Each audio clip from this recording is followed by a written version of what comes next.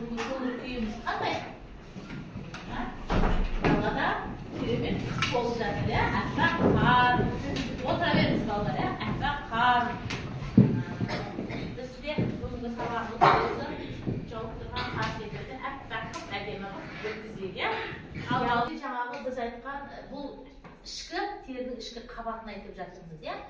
Ортаңғы қабаты дерма, яғни немесе нағыз тері орналасқан, онда жүйке талшықтарының ұштары мен қан тамырлар торы орналасқан.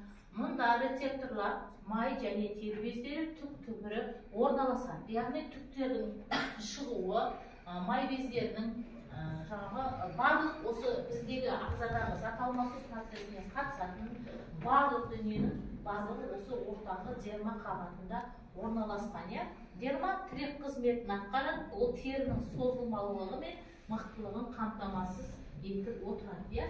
Тері неге созылады? Қай уақытта? Адам туған кезде іште май.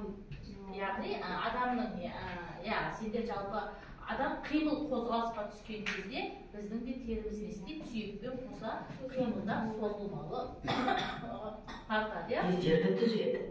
Бұл тері және май бездері. Май бездері шаштың түгін майлайтын майды түзеді.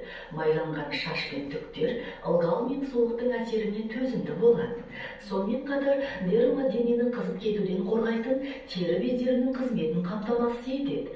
Бөлінген тердің булануынан дене салқындайды. Бұл жылу реттеу үдерісінде маңызды рөл атқарады.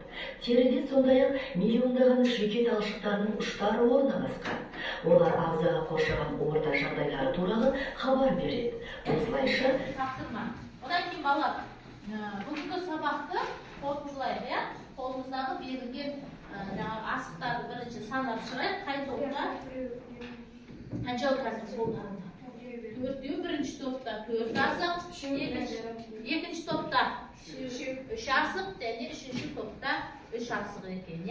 Ендеше балалар, осы қолдарында тұрған асықтардың сыртына, яғни сыртқы қабатына бүгінгі сабақтан алған әсерлерімізді жазып, мына тақтада тұрған екенімізді жазып тұрады.